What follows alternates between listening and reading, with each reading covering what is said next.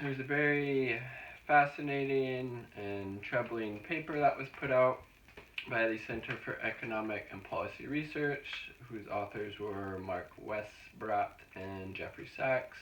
Now, Jeffrey Sachs is an economist.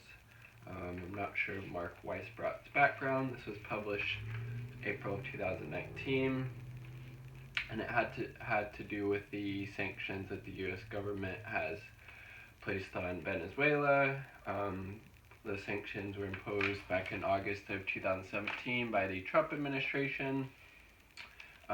This hasn't impacted the government, it has impacted the people of Venezuela in some very troubling ways. The people in Venezuela, their calorie intake has been decreased, and there's been an increased amount of disease as well as mortality rate both for adults and infants. These sanctions have also displaced millions of people who have fled the country due to the worsening economic depression as well as the hyperinflation.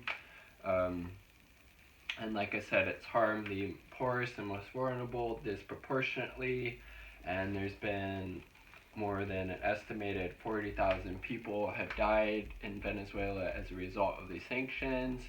And again, it's not impacting the government, it's impacting the poorest and most vulnerable in Venezuela. And this can be seen or defined as collective punishment by both the Geneva and Hague International Conventions. The United States is a signatory of both of those conventions. So basically, it's the sanctions that the United States has placed on Venezuela are illegal under international law. It also violates the Charter of the American States, both Article 19 and 20. Article 20 states, no state may use or encourage the use of coercive measures of an economic or political character in order to force the sovereign will of another state and obtain from it advantages of any kind. So again, just another example of how America, or the United States government claims to care about the people of Venezuela, and they're trying to protect them from this, evil dictator, Nicolas Maduro, and yet the sanctions that our government has placed on the country of Venezuela has resulted in an estimated 40,000 or more deaths. And again, this isn't impacting the government, this is impacting the poorest and most vulnerable people of Venezuela. So again, the U.S. government doesn't really care about the people of Venezuela or democracy there or anything like that, because if they were really concerned about the people of Venezuela, they wouldn't have implemented these illegal unilateral sanctions against the country, because they full well knew that the intent of the sanctions wasn't going to impact the government in any way. It was going to basically, like the report says, the people in Venezuela, their caloric needs have decreased as a result. There's also higher rates of mortality and disease, because basically with the sanctions, it makes it very difficult for them to export their oil, which is a big revenue source for Venezuela, and then they're not able to use that oil revenue to purchase medicine and different things like that the country needs, and that they would usually be able to purchase with the oil money exports.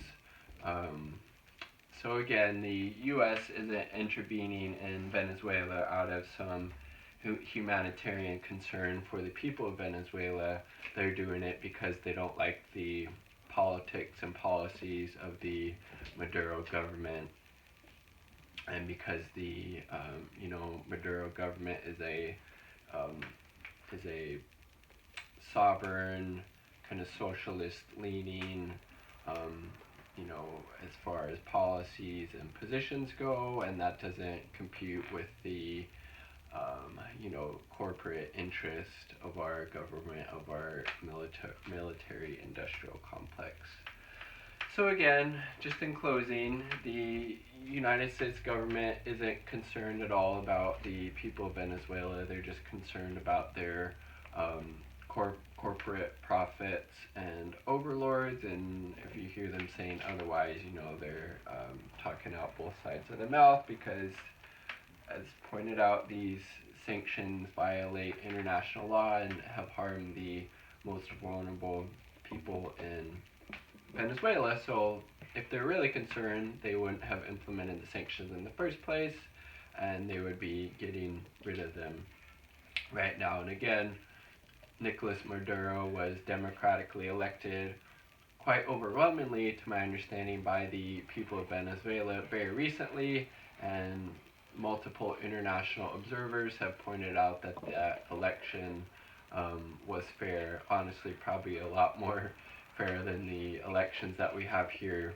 in the United States. So, again, we really need to be speaking out against these interventionist regime change policies and positions, both put in front by the Trump administration and from people like Mike Pompeo and John Bolton and Elliot Abrams and Vice President Mike Pence, as well as the Democratic establishment, people who are currently running for president, like Joe Biden. He supports the military coup in Venezuela and supports Juan Guaido, who is just a puppet for the American interests. So it's really, like I said, really important that we call this stuff out when we see it, because it has very dangerous consequences when these types of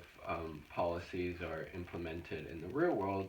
Literally, tens of thousands of people have died as a result of these illegal sanctions that the U.S. has put in place against the people of Venezuela.